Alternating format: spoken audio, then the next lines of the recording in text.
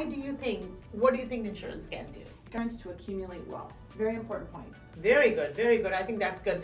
Everybody is going to notice that point. Because then you're going to be subject to tax. So it's the exact same thing with the life insurance. You just need to understand how the asset fits.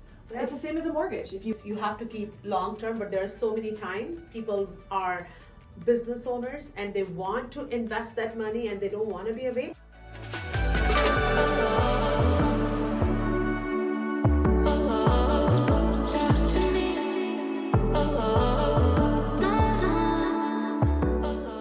I'll be bringing each week a different guest with all the answers that you have the questions for.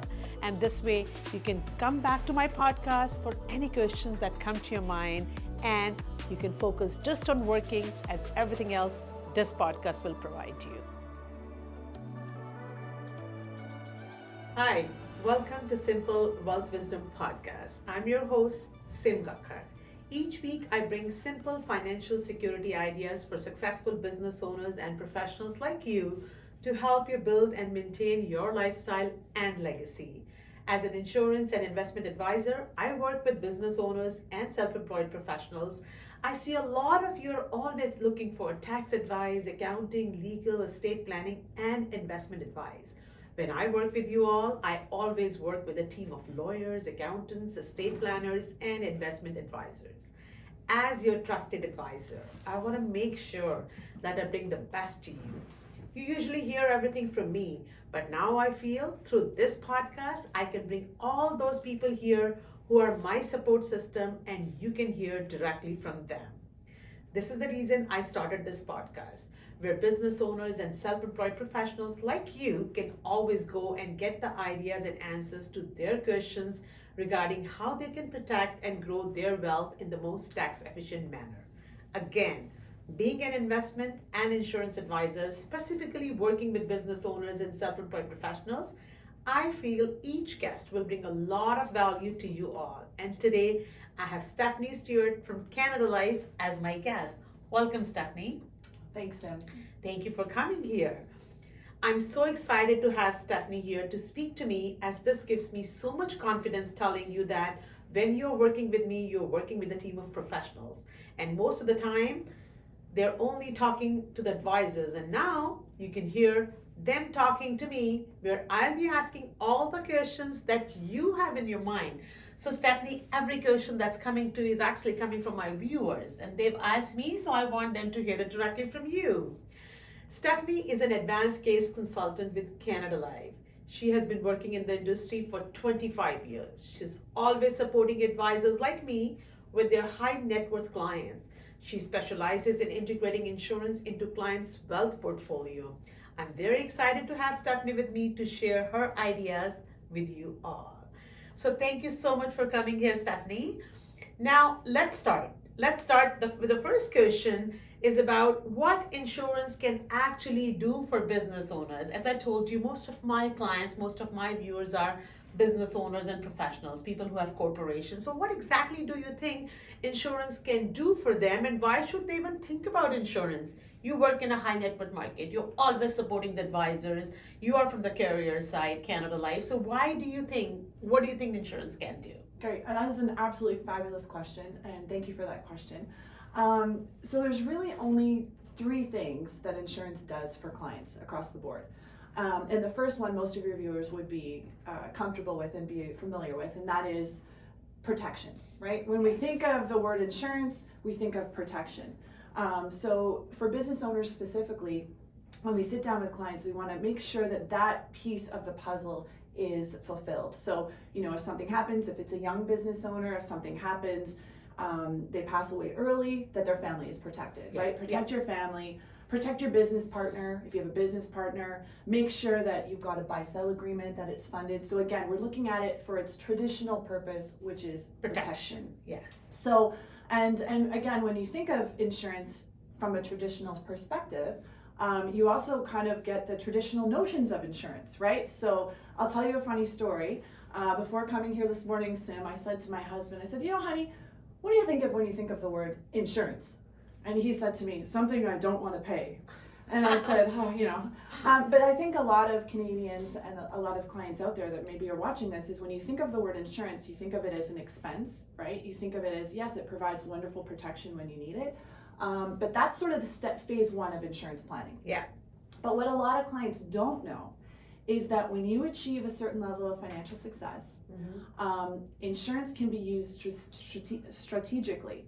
So insurance can be used as a tax shelter for cash. Yes. So the second thing insurance does for you, so the first thing is protection. The second thing is it's a wealth, it's an accumulation tool. So you can use insurance to accumulate wealth. Very important point. Very important. And I know you work with a lot of clients where you use insurance for that purpose. So like a TFSA, your clients can put money into an insurance policy where it's going to grow tax-free every single year. As long as you leave the money in the policy, it will grow tax-free. And Sam, there's not a lot of places in Canada where we can get money where it will grow tax-free. You know what? I normally use the word TFSA on steroids. Love it. It's perfect, right? That's what it is. It's a TFSA on steroids. And because you don't have the limits that we have today, in Canada for the TFSA. So it's a wonderful wealth accumulation tool. And really that could be for clients all ages, really. I mean, typically it's younger clients that are looking for a wealth accumulation type asset. So, and typically it's clients who have achieved a certain level of financial success. They've probably bought a home already. Maybe they have RSPs. They might have a non-registered portfolio. They may have a cottage or a rental property. This is another place where your clients can put cash where it will grow tax-free. And of course, they've got the associated death benefit with that as well. Yeah. So if something happens, you've got this tax-free payout, which again can cover taxes and take care of the estate planning side. Yeah. So that's number two. So I've covered the two things. Number one, protection. Number two, wealth accumulation. The third thing is wealth transfer. And that's essentially, you've got clients who they have accumulated more assets than they could possibly spend in their lifetime.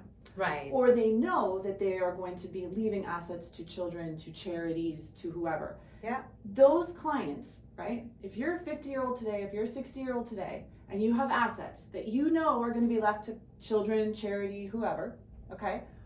No matter where those assets are, unless they're in your principal residence, right? Unless they're in a TFSA, those assets are accumulating tax while they're alive. So if you're going to live till age 90 and you're 50 today, that's 30 years of paying tax on assets that you're going to be leaving to your children. Yeah. So what we're proposing with insurance and why clients use it is to tax efficiently transfer that wealth to the next generation. And you can do that by putting it into a life insurance policy. Yes. So really there's three things. So the protection, the wealth accumulation, and the wealth transfer. And depending on who you're meeting with, the client's specific situation, we determine how best to tax effectively transfer or save. Very good, very good. I think that's good.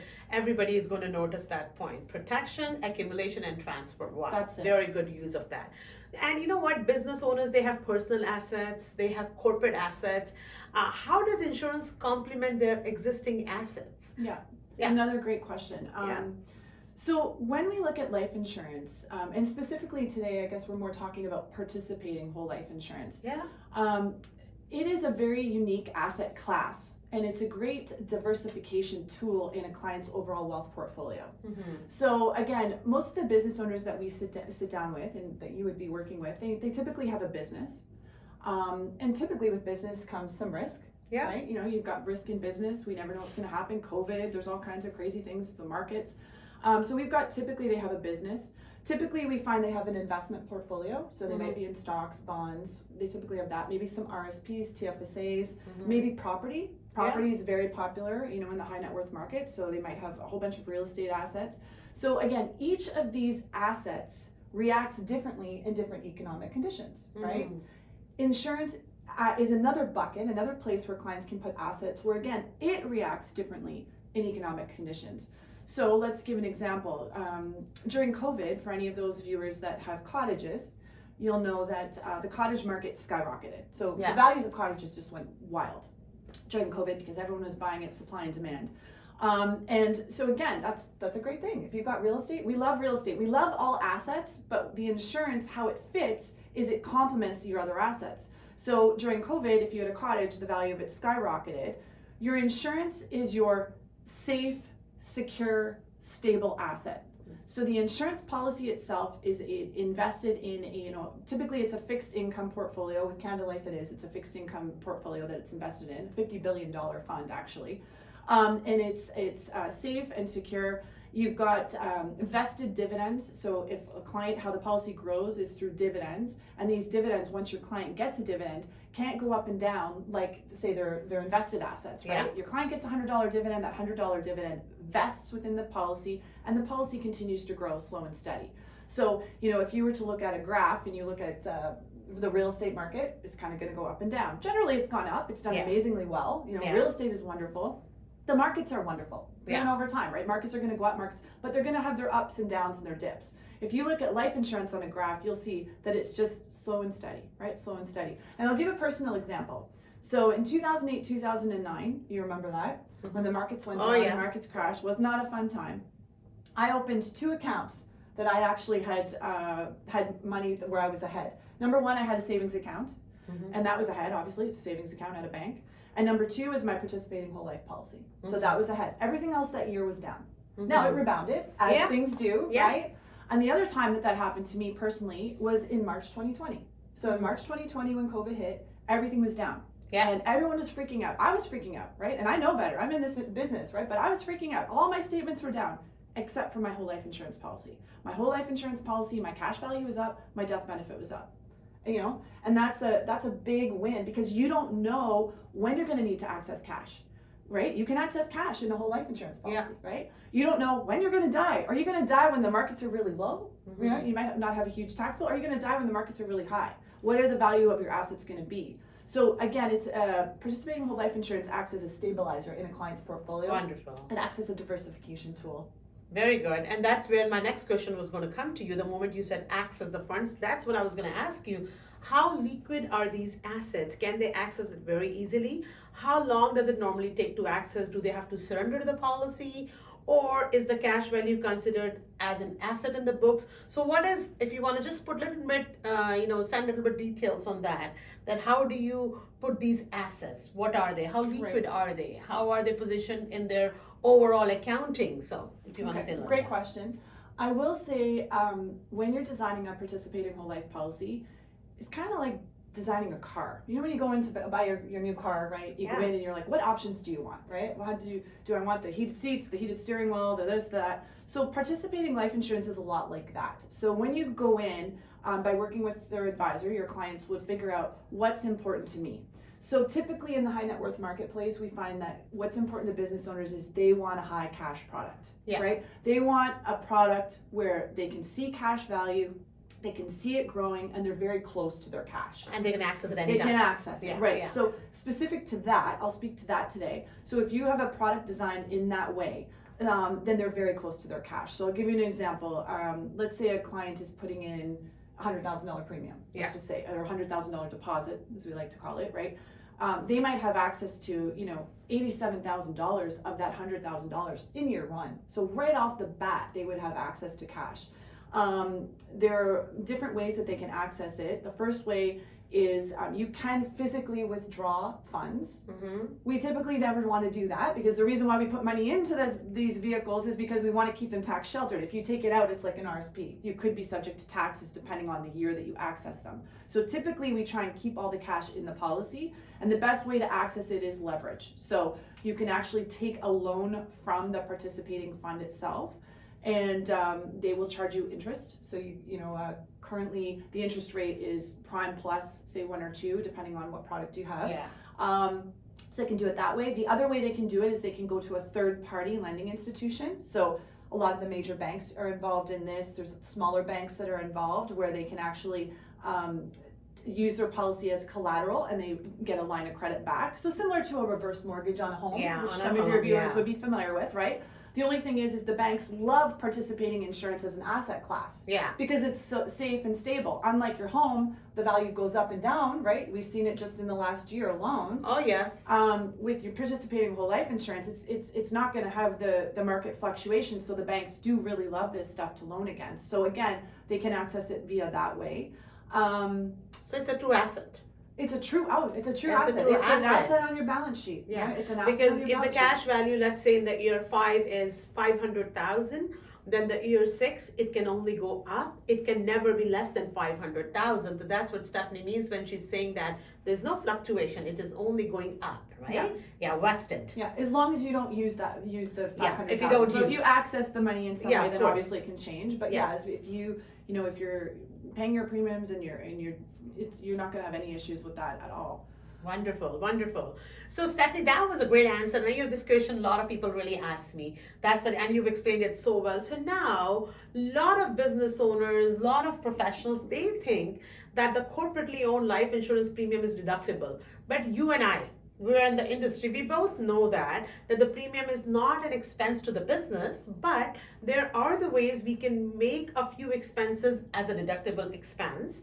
If they borrow to invest, the interest can be deductible. And I want it to be in a very simple language so everyone can understand. Can you provide little details about that? I'm talking very specifically about bigger policy premiums. Yeah.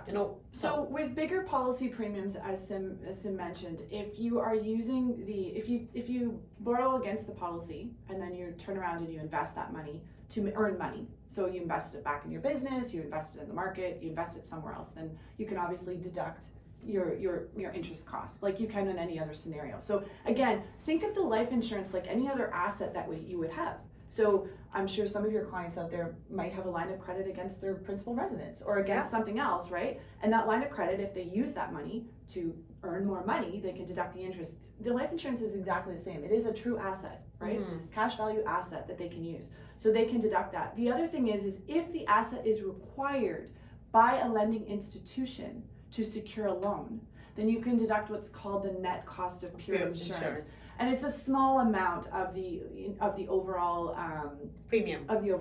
Yeah, it's not the full premium. So that is a very great question, and yes, clients should make sure that they talk to their accountants and that they're not inadvertently deducting something that they shouldn't be, because of course no one really wants to get in trouble with the CRA.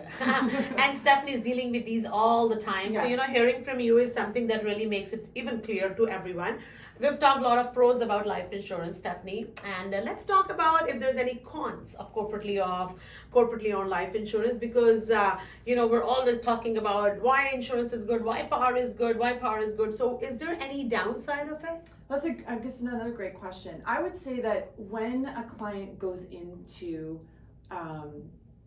investing in life insurance, as I mentioned, they need to be in a very good financial position. And I specifically, like you, we work in the high net worth marketplace. So we're typically meeting with clients who, they have a lot of assets and they're very comfortable committing, 10 years of deposit to this particular asset class. So I would say the con is if somebody is not in a position to feel comfortable with the deposits that they're making into it, that would be number one. Yeah. So you need to be comfortable that this is a long-term investment. Okay, this isn't something where you buy a stock and then you sell it a year later. If you do that with life insurance, it's not going to work for you. It's not a good asset, right? Yeah. This is a long-term investment. So clients need to think of it as sort of like a pension. They need to think of it as something that is that they feel. I tell clients when I'm in front of them, I say, I want you in your own mind to think, I'm comfortable making whatever the deposit is for 10 years. Yeah. Now that being said, we both know we design so much flexibility into these products that they, Absolutely. There's lots of flexibility,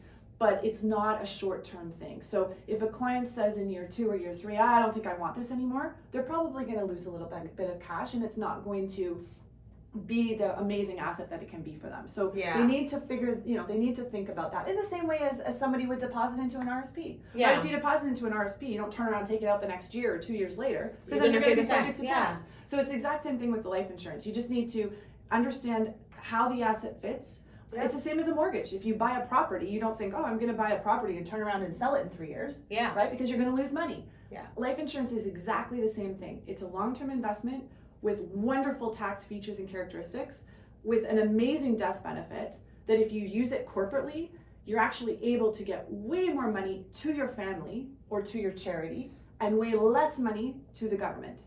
So I think that's a really, really important point. You very rightly said that. I love it how you said that. But at the same time, Stephanie, you said that you can't just take it out. You have to keep long term, but there are so many times people are business owners and they want to invest that money and they don't want to be away at this, what Stephanie said, we design it very differently. You can take it out also. A lot of time people pay the premium and they say that, okay, I want immediate financing arrangement to get the money out immediately, provided the money they are taking out is being invested in more favorable way. Yes. It can bring them more interest because what you are taking out from the policy, you're paying interest on that. Yeah. If you can get more somewhere else, and then you have to parallel assets growing. Yeah, right? Wonderful. We just had a client just the other day, and the client that we met with has a business, and the business is in expansion. So they're doing an entire expansion on their business, and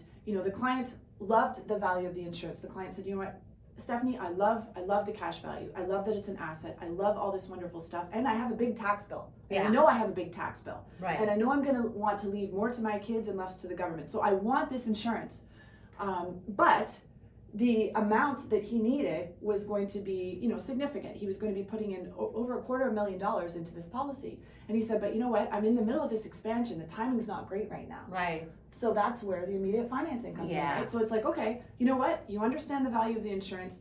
You're going to buy the insurance. So you're going to buy the insurance policy. We're then going to, as soon as you purchase it, we're going to turn around, take that policy to his bank. Yeah. Okay. His bank, again, this is the specialized lending divisions of the bank, so just be aware you can't do this at a teller, right? The specialized lending division is going to use that policy as collateral, issue him a line of credit, so he can take back the $250,000 he was investing in the policy, and put it into his business. And policy is still on. Policy is on. If he dies the next year, if dies the next day, the death benefit of 2, 3, 4 million, whatever he got, is going to be paid. Exactly. So the first thing that happens is the Canada Life will call the bank and say, hey, what does he owe you, right? Of the death benefit. So I forget what the death benefit was. I think it was about $5 million. And so the death benefit is $5 million. Let's say he dies in year 2. The bank is owed $250, right? They pay the $250 for the bank. The rest goes paid tax-free to his corporation and ends up going to his family. So he's able to do 2 things. He's got the asset that's growing, and he's also able to not be out that cash that he needs for his expansion. And the expansion, he says, he'll be done in 3 years. He'll pay off the loan, and he's done with it. And again, it's an asset he can use in the future. And he loved that. He's like, 10 years from now, if I've got an opportunity, I can use the cash value of my policy. Yeah. And you can. Right? So it's a wonderful, there really are wonderful ways to use these policies. I would like to ask you one more question. You used the word, he's going to pay off the loan. I just wanted to you to tell the viewers, they don't necessarily need to pay off this loan ever, because this loan will be deducted from the death benefit. When you're borrowing the whole premium back, you're not borrowing with an intention to return it, because it is attached to the death benefit of the policy. When you die, it'll be deducted from the death benefit. Am I correct? 100% yes. Although that being said, if you're again, we work with all ages. So, this year alone, I've worked with clients that are, in their young 30s, all the way to their 80s. So if you're a 30-year-old business owner, you're probably not going to want to keep a loan for 50 years. But that being said, they have the flexibility to pay it off, to not pay it off. And keep in mind also, these loans are subject to the current interest rate environment. So some of our clients, right, as interest rates went up, they were like, oh, you know what, I'm going to pay off these loans that I've got with the bank. And some of our clients said, this is great, the interest rates are up, I get more deductions, right? So it really depends on the client's situation, and they can determine what's best for them in working with their advisor to figure that out. Yeah. Steph, that was wonderful. You gave a lot of information. Can you just tell me a little bit about the claims? Like, how is it working, everything? That's a really great question. I think in general, sometimes insurance gets a little bit of a bad rap. Don't you think? Yeah. Like I told you what my husband said earlier today, right? Yeah. He says, something I don't want to pay. And I think that, when we think about insurance, if you listen to talk radio ever, right? There's all kinds of advertisements about insurance not paying, but what we're talking about today is individually underwritten insurance policies that your clients have a direct contract with the insurer. Yeah. They are underwritten, right? I think you've done some podcasts with underwriters, and so the insurance company looks at you specifically and says, Sim, you are super healthy, we're going to offer you this rate. They've done the doctor's report, you've jumped through the hoops. These insurance policies pay, right? Yeah. They pay. So I was out with a client, and the client just made the comment, like, do you guys even pay? And so we do pay. We pay. Last year, Canada Life paid over $1.7 billion out in individual life insurance claims. And that equates to almost $5 million a day. It's actually $4.9 million a day. Just Canada Life, just individual Wow. direct contract insurance. This is not including, insurance that might be paid through group plans or anything like that. This is individual contracts. It's absolutely massive. So Right. absolutely we pay, and I think clients can feel very confident that that they will pay. So Wow.